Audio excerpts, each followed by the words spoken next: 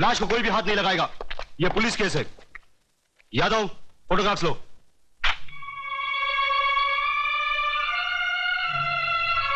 लगता है इन्होंने आत्महत्या की है। दिखाई नहीं देता? इन्हें मारकर लटका दिया गया है। इसका फैसला ना आप कर सकती है ना हम। हवलदार, डेड बॉडी को नीचे उतारो।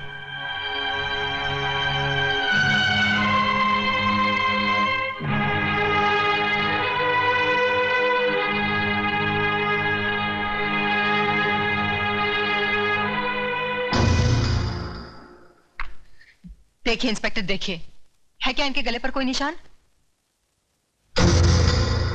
अरे आदमी जब आत्महत्या करता है तो उसके गले पर निशान होते हैं, उसकी जबान बाहर निकल आती है। साफ साफ नजर आ रहा है कि इन्हें मारकर लटका दिया गया है।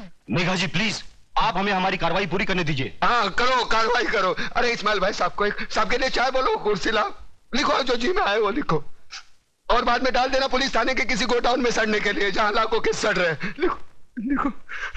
इस तरह गर्म होने से कोई फायदा नहीं। जो हो चुका सो हो चुका। लक्ष्मीदास जी की मौत का मुझे भी अफसोस है। अरे बाबा ज्यादा अफसोस मत करो, मेरा धनिया उठ जाएगा कहीं। Mister Pratap, please shut your mouth and keep quiet. What do you mean keep quiet? What do you think about yourself? हाँ, ये खाकी वर्दी पहन ली, ऊपर टोपी पहन ली, हो गए कानून के रखवाले। अरे कानून यहां से जानो, यहां से जताओ, पहले अपने खून में बहती हुई बेईमानी को मिटाओ। निकले कार्रवाई करने। साला कोर्ट इनकी, कानून इनका, सबके सब साले मिले हुए। मैं खुद गुनाहगार है, वो क्या लिखेगा रिपोर्ट? इन्हें पोस्टमार्टम के लिए हॉस्पिटल ले जाना पड़ेगा। हवलदार, ए हवलदार, ए संभाल के। ए देख, यहाँ छोटा मगज होता है, उसको धक्का लगेगा ना तो आदमी मत।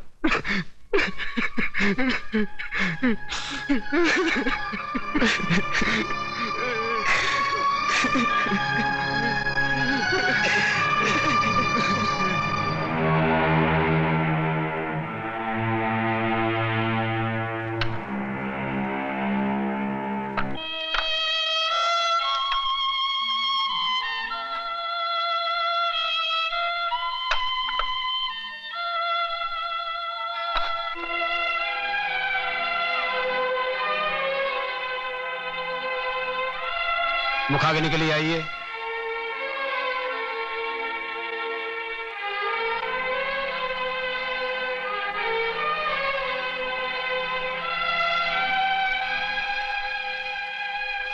बड़ा बेटा होने के नाते मुझे एक वचन दे, मैं जिधर भी मरूं ना, मेरी चिता को तू ही आग लगाना।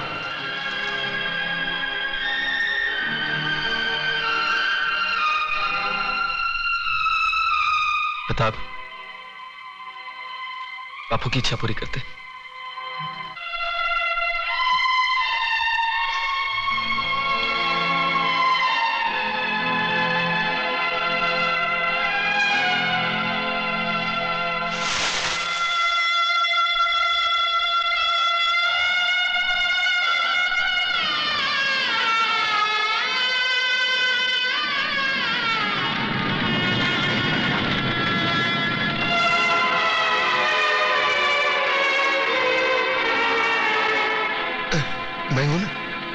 मैं हूं ना।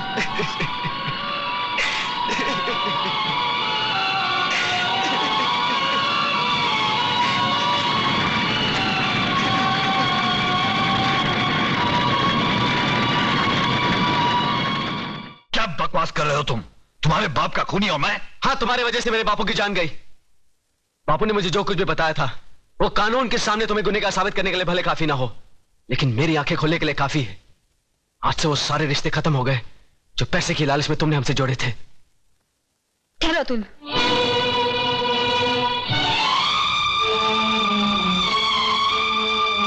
सुन लिया ना बेटी? देख ली ना झोपड़पट्टी में रहने वालों की असलियत? देख ली डैडी, झोपड़पट्टी और महलों में रहने वालों की असलियत भी। क्या क्या मतलब? मतलब बिल्कुल साफ है। जिस तरह अतुल की आंखें उसके पिताजी की बातों ने खोल दी, उसी तरह मेरी भी आंखें आपके और चतुर सिंह के बीच हुए जमीन के एग्रीमेंट ने खोल दी। ऐसे अरबपति और बेईमान बाप से तो ऐसा गरीब पति का झोपड़ा बेहतर है। कम से कम उसकी दीवारें खून से तो रंगी हुई नहीं है। चलो अतुल, ये दुनिया का सबसे बड़ा बदकिस्मत बाप है जिनके पास करोड़ों अरबों रुपए तो है, पर बेटी के कन्यादान कर से वो कभी मुक्त नहीं होगा, कभी नहीं। बेटी बेटी बेटी मेरी बात तो सुनो। अरे कहां उस राख के ढेर में अपनी जिंदगी को ढूंढने जा रही हो तुम? राम नाम सत्य है, राम नाम सत्य है, राम नाम सत्य है, राम नाम सत्य है, राम नाम सत्य है। उतारो भाई उतारो, आराम से।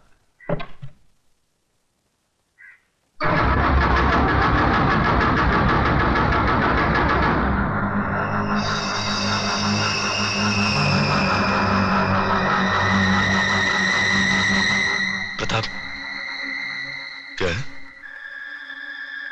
ये वही आदमी जो उस दिन बापू से मिलने आया था। हाँ, मैं वही आदमी हूं जिसने तेरे बाप को शमशान घाट तक पहुंचाया। अब तुम दोनों की बारी है, क्योंकि चतुर सिंह ने एक कसम खाई है कि तुम दोनों की चिता की राख से वो तिलक लगाकर ही भोजन करेंगे। ये रही तुम्हारी चिता। फिर देर किस बात की है? चलो बड़े बेटे से ही शुरुआत करो।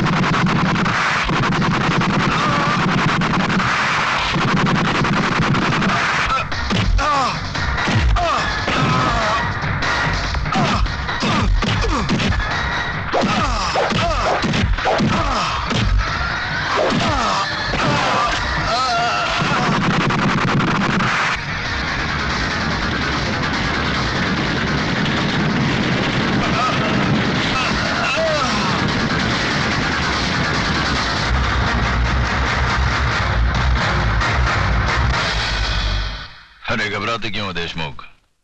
अब तक तो जलकर राख बन चुका होगा। अरे तुम लोगों को अपने दोस्तों पर भरोसा ही नहीं है। बस बस अब ये भाषण बंद करो, हमारे कान के पर्दे फट रहे हैं। बस बंद कर।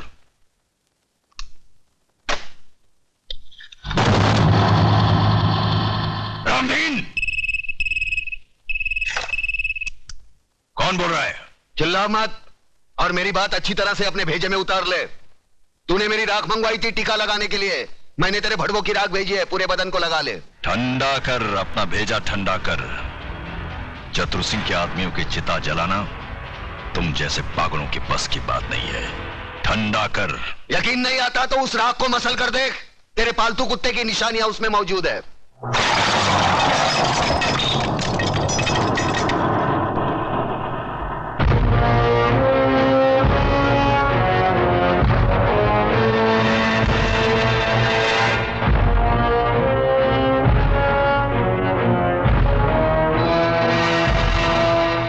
हराम के, तूने जलती हुई आग में हाथ डाला है। हम तुम्हें ऐसे जलाएंगे कि तेरे चाहने वालों को गंगा में बहाने के लिए तेरी राख भी नसीब नहीं होगी।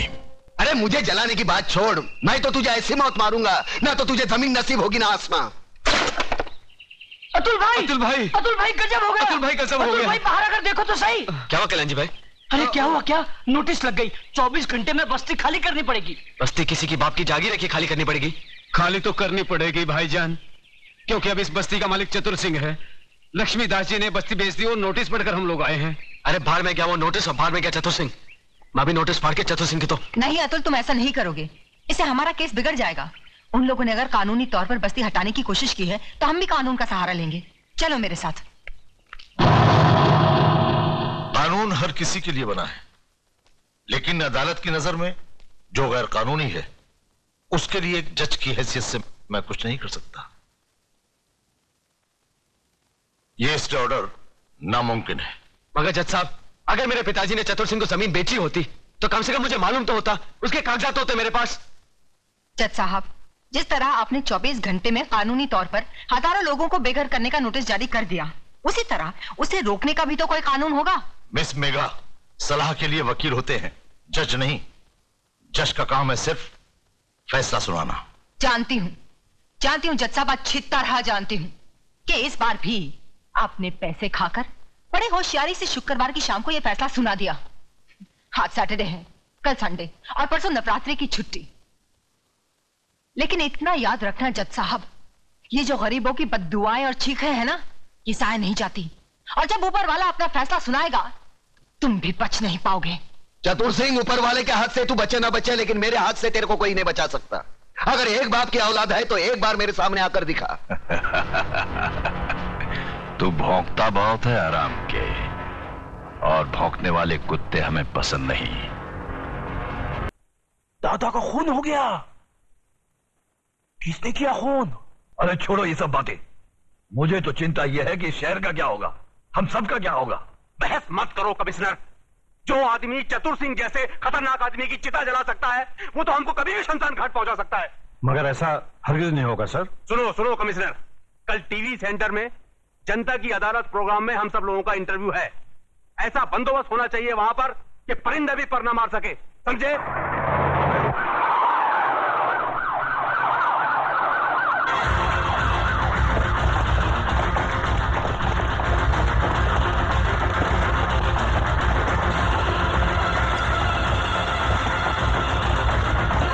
कादर, तो इधर है ना? Yes sir. पांडु, जरा पीछे रहे।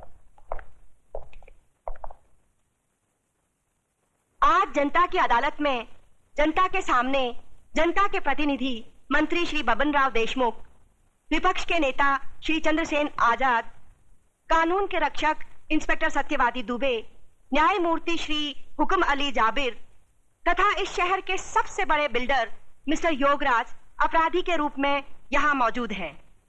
इन सब पर यह आरोप लगाया गया है कि शहर में जो हाल ही में दंगे फसाद हुए हैं, जो हत्याएं हुई थी, वो सब इनकी मिलीभगत थी। क्या ये सच है देशमुख जी? लोग आजकल राजनीति को, कानून को और पुलिस को गांधी जी के 3 बंदर कहते हैं।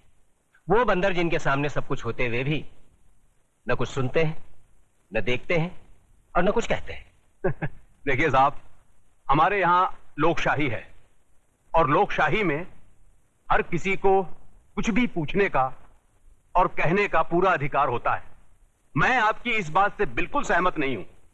अगर ऐसा होता तो दूसरे राज्यों की तुलना में हमारे राज्य में चारों ओर इतनी शांति कभी नहीं होती। अगर चारों ओर शांति होती तो पिछले दिनों हमारे शहर में जो दंगे हुए वो क्यों होते? साहब, ये सब विदेशी ताकतों का हाथ है, क्या करें। देखिए मंत्री जी, जब भी देश में कोई विपत्ति आती है तो हर मंत्री का आप ही जैसा जवाब होता है कि इसमें विदेशी ताकत का हाथ है। अब पिछले दिनों जो भूकंप हुआ था, कि इसमें भी विदेशी ताकत का हाथ था? Order order, please maintain the silence. पर लोग तो कहते हैं कि इस विपत्ति में आपके साथ विपक्ष के नेता चंद्रसेन जी का भी हाथ था और पांव भी था। जी, ये सब बकवास है, इसको हम नहीं मानता है। अरे हमारा पक्ष का सिद्धांत अलग है, इसका पक्ष का सिद्धांत अलग है। हम लोग अलग अलग दल में रह के एक काम कैसा कर सकता है? ये सब गुंडा लोग का काम है, बात करता है। चंद्रसेन जी बिल्कुल ठीक कह रहे हैं। ये तो पुलिस को बिना मतलब बदनाम किया जा रहा है। नहीं, ये तो आप कहते हैं, पर लोग तो कहते हैं कि जब दंगे भड़के तब दंगे वाली किसी भी जगह पर पुलिस सही वक्त पर नहीं पहुंची थी। अरे यही तो अपनी पुलिस की असली निशानी है। जब सब कुछ खत्म हो जाता है उसके बाद पुलिस आती है।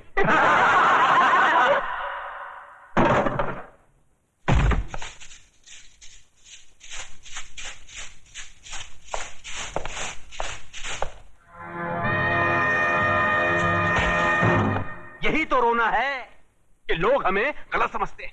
हमारी योजनाएं लोगों की समझ में नहीं आती। अब आप ही बताइए, झोपड़पट्टी की जगह साफ सुथरी कॉलोनी बने, टूटे फूटे गांव की जगह राहगीरों के लिए रिसोर्ट बने। इसमें देश की तरक्की नहीं है? बोलिए। पर लोग तो कहते हैं इसमें आपकी तरक्की ज्यादा होती है। सारा धन आप सब लोग मिलकर बटोर लेते हैं और डकार तक नहीं लेते।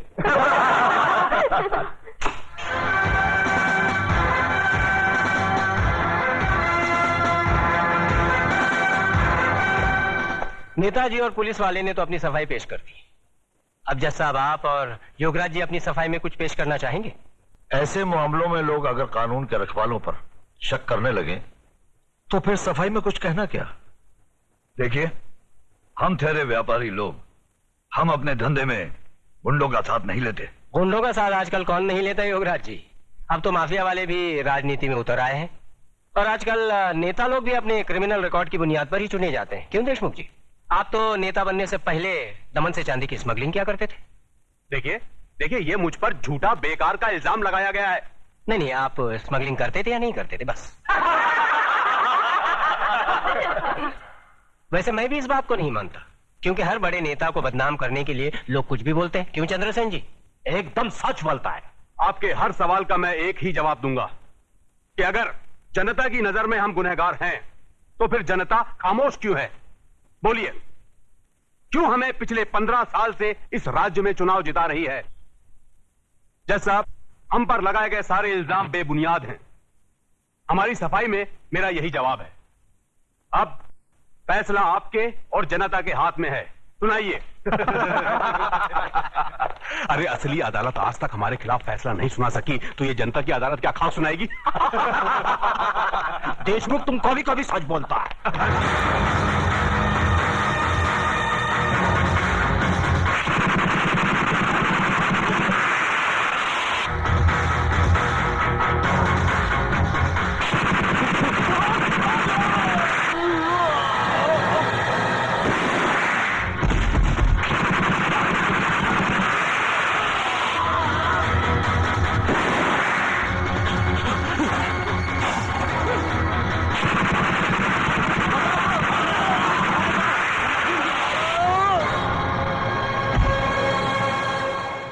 तुम्हें अपनी सफाई में कुछ कहना है? क्या कहना? जो करना था कर दिया, जो किया वो सोच समझ कर किया। अब कहना आपको है। फैसला सुना दीजिए, मुझे मंजूर है।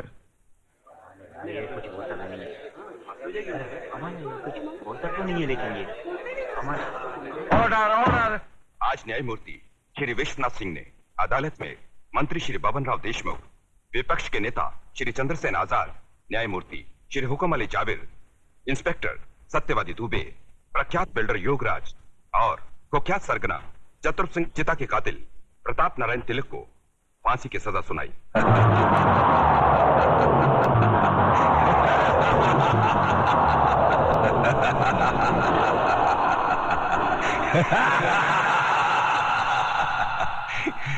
जिंदा आदमी के खून के इल्जाम में फांसी की सजा। देखा पकिया, हमें तो माता के आशीर्वाद और बुलेट प्रूफ जैकेट ने बचा लिया, मगर वो हराम का कानून की मौत नहीं, चतुर सिंह चिता की दी हुई मौत से मरेगा। पता करो कौन से जेल में है।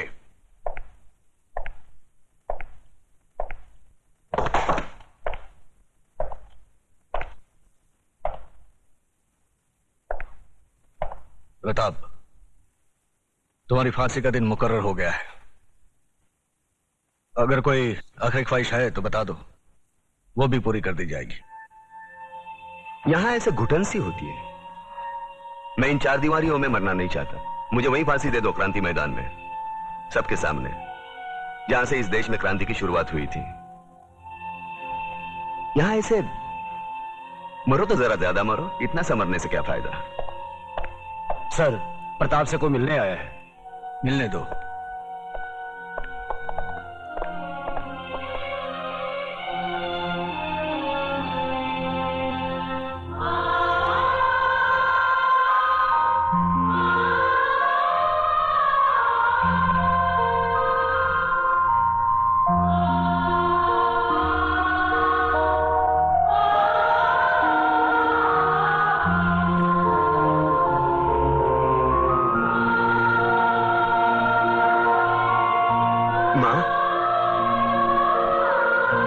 अरे बूढ़ी हो गई, बूढ़ी रो काय को रही तू? नहीं रे, ये तो खुशी के आंसू है। सोचा था जिंदगी भर तेरा मुंह नहीं देखूंगी, लेकिन तेरे बारे में अखबार में पढ़ा तो रहा नहीं गया मुझसे, और मैं चली आई अपने बेटे के पास। कैसा है रे तू? बेटा, आज तूने तिलक खानदान के नाम पर सचमुच यश का तिलक लगा दिया। मैं खुश हूँ, बहुत खुश हूँ। अब तो भगवान से यही प्रार्थना करूंगी कि तुझे जन्मों जन्म मेरा ही बेटा बना कर। नहीं माँ, अगले जन्म में किसी मंदिर या मस्जिद की ईंट बनकर जिंदगी भर वहां रोता रहूंगा। इस जिंदगी का रोना मेरा बाकी है।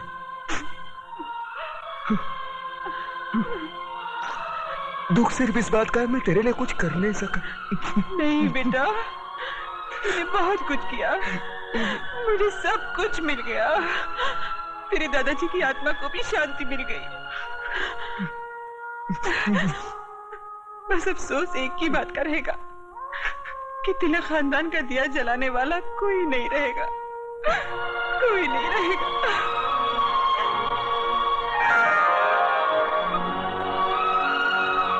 ये देख, अपनी बहू के लिए रखे थे, लेकिन अब तो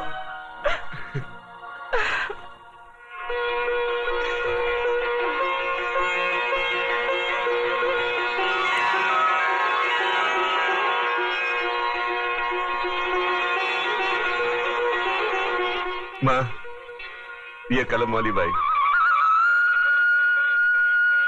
मेघा लिखती है, एक दिन के लिए हमारे खानदान की बहू बनेगी। सोच ले।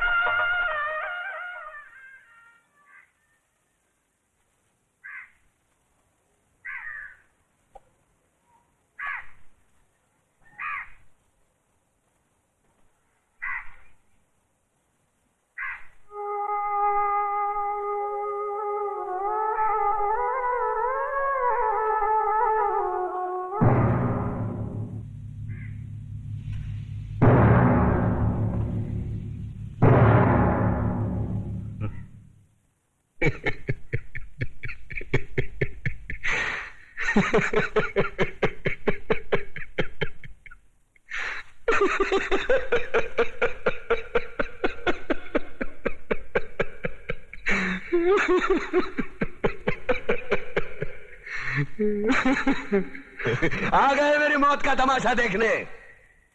अब मुझे लटका देंगे, जुबान ऐसी बाहर आएगी, आंखें बाहर आएगी, थोड़ी देर लटकता रहूंगा, फिर ये मेरा भाई मुझे नीचे उतार देगा, फिर आप चर्चा करते घर चले जाओगे, खाना खाओगे, सो जाओगे। तुम्हारी ये नामर्दानगी, बुज़दिली एक दिन इस देश की मौत का तमाशा इसी खामोशी से देखेगी। कुछ नहीं कहना मुझे, तुम्हें कुछ नहीं। तुम्हारी जिंदगी में कोई फर्क पड़ने वाला नहीं। अंधेरे में रहने की आदत पड़ी है तुमको, गुलामी करने की आदत पड़ी है। पहले राजा महाराजाओं की गुलामी की, फिर अंग्रेजों की, अब चंद गद्दार नेताओं की और गुंडों की। धर्म के नाम पर ये तुम्हें बहकाते हैं, तुम एक दूसरे के गले काट रहे हो। काटो काटो। ऊपर वाला भी ऊपर से देखता होगा तो उसे शर्म आती होगी, सोचता होगा मैंने सबसे खूबसूरत चीज बनाई थी, इंसान। इंसान नीचे देखा तो सब कीड़े बन गए, कीड़े कीड़े। रेंगते रहो, सटते रहो और मरो। आए और गए, खेल खत्म। क्यों जिए मालूम नहीं, क्यों मरे मालूम नहीं। कलम वाली बाई क्रांति लाना चाहती थी, कलम के जोर पर काले वर्तमान को खत्म करना चाहती थी। कौन समझा उसकी बात को? सब साले मुर्दे, जिंदा लाशें। किसे जगाती वो? मैं जाग गया, कुछ अच्छा काम करके जा रहा हूं, सुकून है।